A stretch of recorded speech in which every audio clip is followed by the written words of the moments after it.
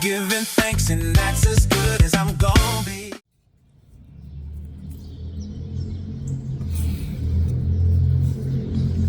Okay. Good morning, good morning, good morning, good morning. Today, Sunday, the last day of May. The year is damn near half over. Tomorrow will be June 1st. Big day for me. Launching my MuseSync Volume 1 digital album. The official launch date is tomorrow. Yeah, you'll get more information on that, but it's a beautiful day. It's spring, but it's cool. I think I heard my heater in my apartment. I think I heard it stirring this morning, but I don't know. Maybe. I don't know. But it's cool. I mean, you know, it's not like any other June 1st I remember. I mean, in school and all of that. But here we are. Still a beautiful day though.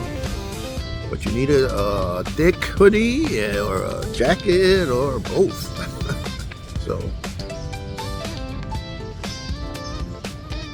it is what it is. So, like I said, we're small but mighty. We're not trying to take over the world with this YouTube page. We're just trying to drop a few things and speak to those that have ears to listen. That's all. That's all. So yeah, episode 44. We're almost going a whole year, man. Me sitting on this bench, starting on this bench almost a year ago. It's incredible. Out here when it was freezing cold, 0 degrees and snow, and now it's back to being green and beautiful, and wow, unbelievable. So yeah,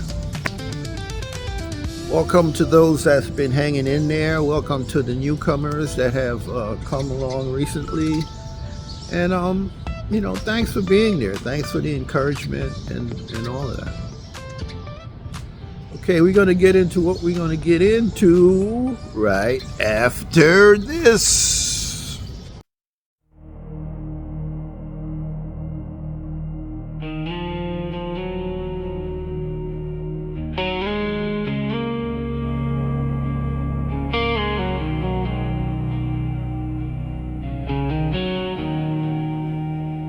I wish you loved yourself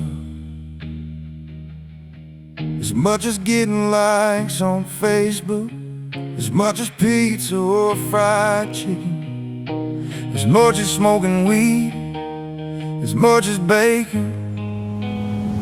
I wish you loved yourself as much as knowing what Beyonce and Jay-Z did last night, as much as playing head games, as much as getting the latest Jordans, as much as getting drunk, as much as waiting for something to happen.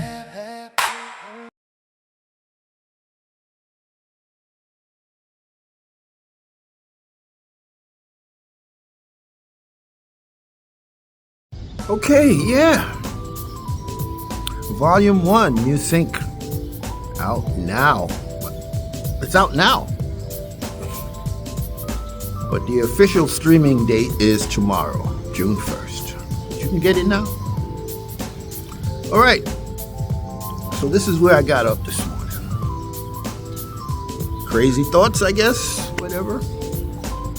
But I'm just thinking about where we are at right now, society, and everybody's feelings about what's going on. You know, everybody's nervous, everybody's pensive. And I'm thinking, well, how do we get this way? How do we get this way, right? So my advisors, I call my advisors, wherever my thoughts come from, or these things that assail me in the mornings when I wake up, leftover dreams, or I don't know what it was. But anyway, I got this image of society, American society, or maybe even the world, as being on this a boat, right? This huge, like, you know, not a yacht. This is a huge boat, right? Cruise liner deluxe, right? And we're all on there. You know, most of us stay below decks. We don't really get to come up to the top deck to see outside or to see the horizon. We just get our information coming down. And almost none of us get into where the captain is at, you know, where the navigator and the captain and the people that actually run and steer the ship, right? So my idea is this, right? How do they maintain that, right? How do they maintain that? The captain, of course, and the people in that on that level, they want the ship to go in a particular direction, right? But it's very hard to turn the ship around, right? It's not very hard, but it just requires a lot of effort and energy because a boat takes, I don't know, maybe 2 miles or whatever just to turn around because of the size and the water, the buoyancy, all of that stuff, right? So to get it to continue to go in whatever direction they want to go, they create events, right? So the people go along with it. Once they were going in this direction, all of a sudden they turn a little bit.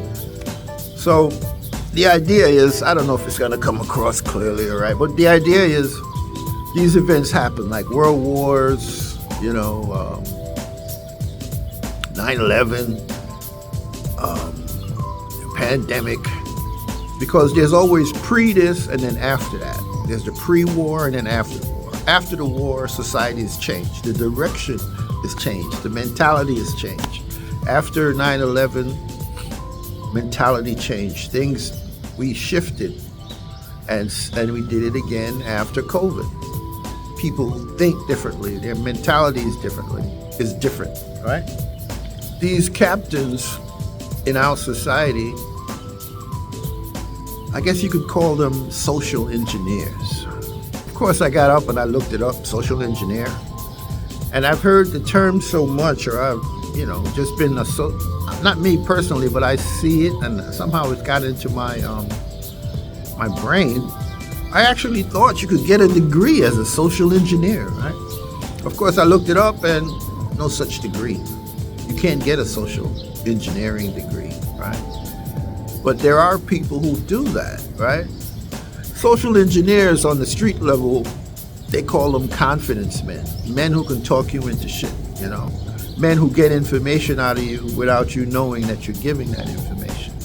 You know, people that sell you the Brooklyn Bridge or something, you know? These guys, the confidence guys, right?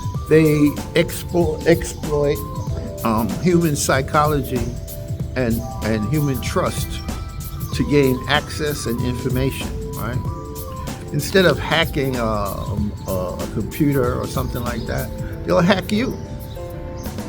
They'll get you to give them information, you know, that maybe you didn't intend to give them. The people are very good at this. I'm going to list some of the common techniques of social engineering, right? And you tell me, where of these techniques pop up almost every day? Pretexting. Creating a fabricated scenario, pretending to be IT support, bank employees, or a coworker to extract information. Pretexting, right? Phishing. This is where you go in and you ask questions trying to get information. You know, that's pretty much baiting. Like you leave things, whether it be a physical thing or other things, to get people to react to. Whether it be a phrase, or if you leave something in a lobby and somebody come pick it up, and then you can engage them based on how they react to that thing. And what they call quid pro quo. Offering a small benefit for information or a behavior or anything like that, right? So these things happen every day on the internet.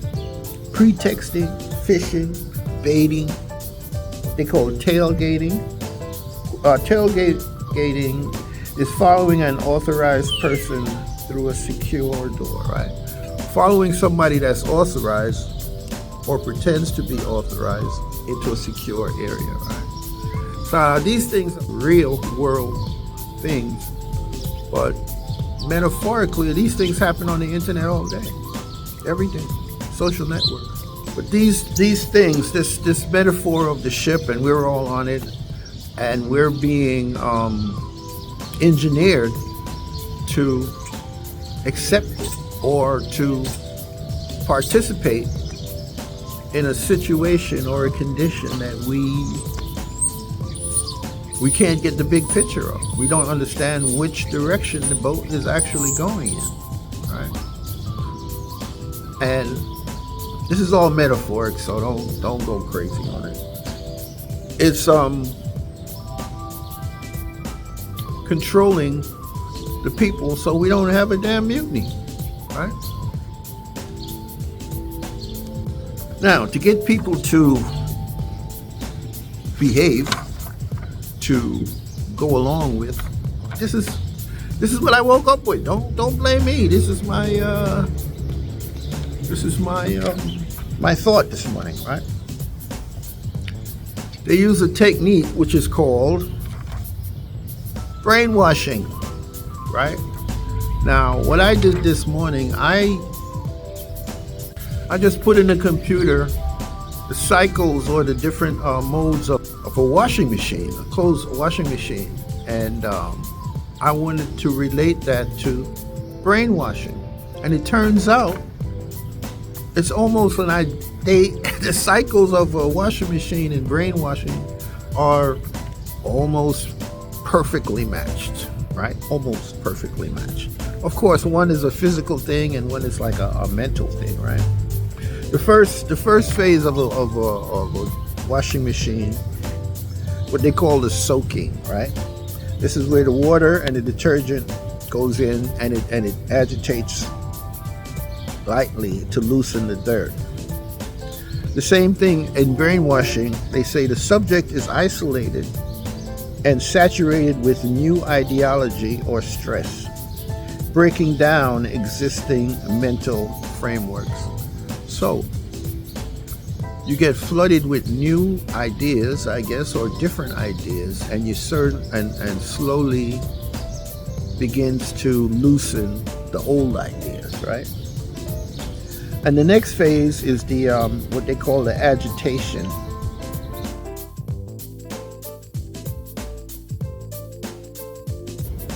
The situation, the machine begins to rough harder, right? To scrub out the harder things. The first part is just to get the loose stuff. The agitation, which they call the wash phase, is where it shakes it loose, right? And just look at the phases that we go through as a society, right? Things begin to get really uncomfortable, shaky. A lot of stuff going on. The third phase is what they call the drain or a rinse phase, right? Where the dirty water that was agitated begin to drain away old beliefs, old thinking, things that were stuck to your brain or to your mind, or things that you believed were accurate and correct. They begin to shake loose in the rinse phase, right? The last phase is what they call the final spin, or the spin cycle, right? High-speed spinning removes excess moisture, stabilizing the clothes. In the brainwashing, the new identity or belief system is spun into a hardened automatic response. In other words, what was there before has been replaced with whatever is in the spin cycle. Usually they have fabric softener or something to make the clothes smell good, right? So the dirt, or what we may consider the old thoughts, have been reconditioned, and now when you pull it out, it's clean and pristine, right? Your brain has been washed. So that's the idea, right? Now, it's a lot of stuff. Maybe it doesn't connect completely, but trying to get it out. So what I want to say now is that the cycle that we're in, of course, these cycles repeat, right? Usually it's a main event, something catastrophic, or, that shifts the thinking or shifts the direction, or pushes the thinking towards where they really want to go. But to get people to do this, their brains have to be reconditioned, right? So a lot of times people are bombarded with new phrases and new things that they have to adjust to.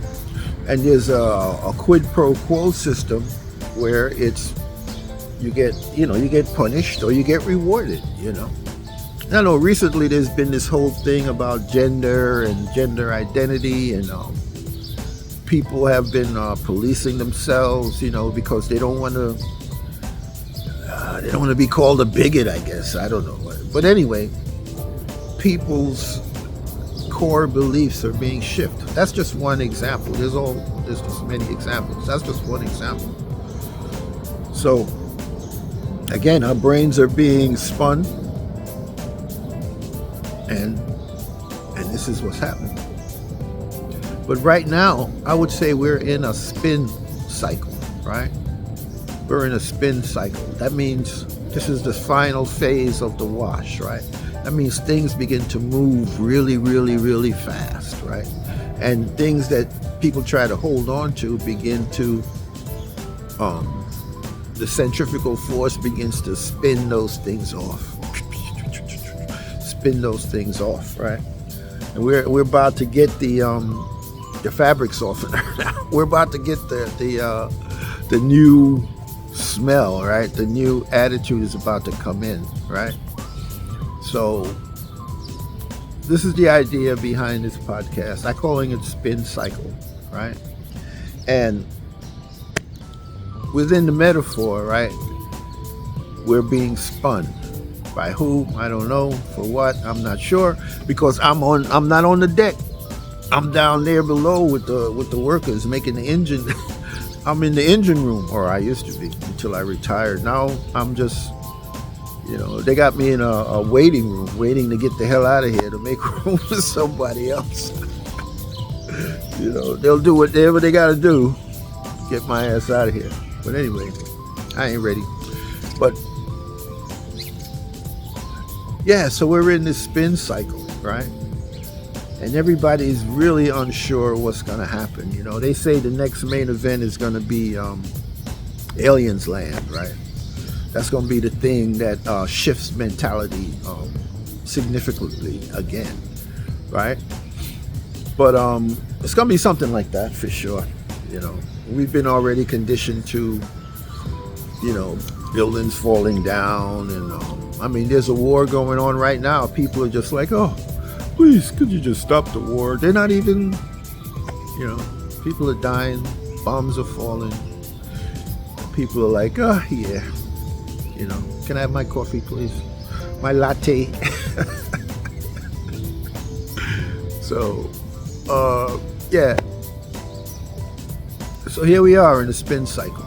Skaters, ice skaters, roller skaters, when they spin, right? How come they don't get dizzy when they spin, right? How come they don't lose their orientation on the ice or on the floor? How come they don't do that? Because they pick out a point that they always bring their eyes back to. So from their perspective, even though they're spinning, from their mind, they're still focusing on one point. Every time they come around, you see their head snap around, snap around, snap around. And if it doesn't snap around, if they're dancing with somebody, now this is an interesting metaphor.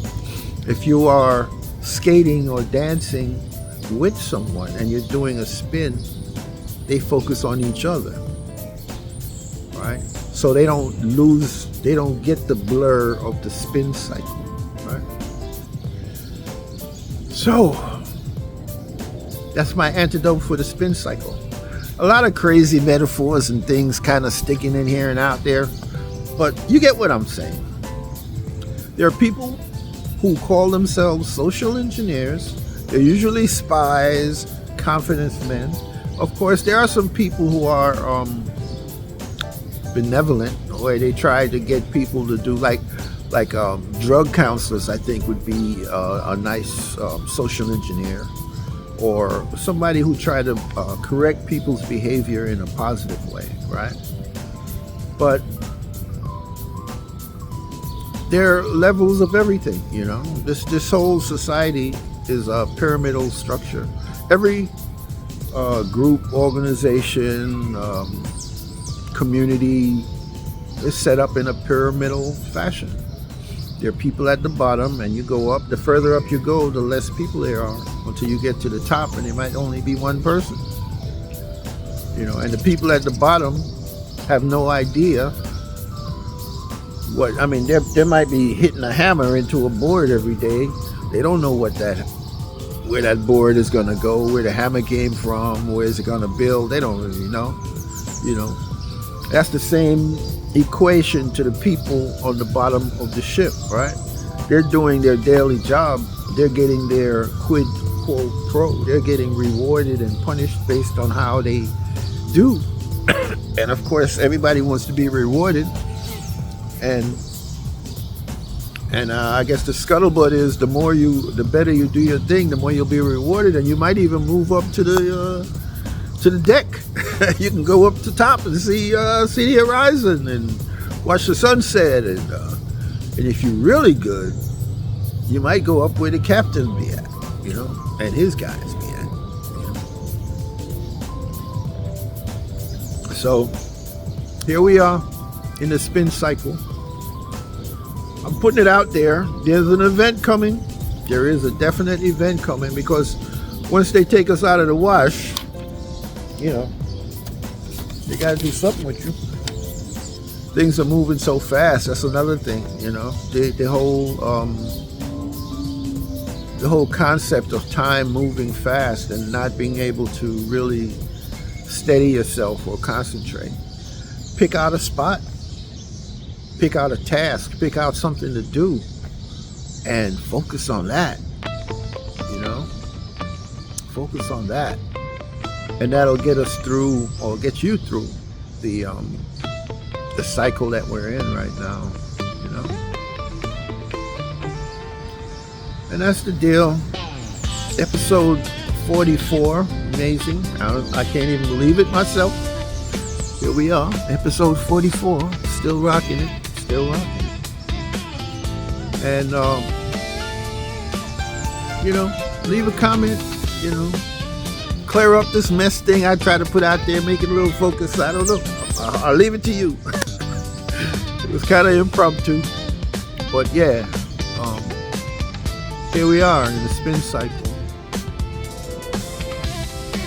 And now, more than ever, just remember, it's not what you think, it's what you think about.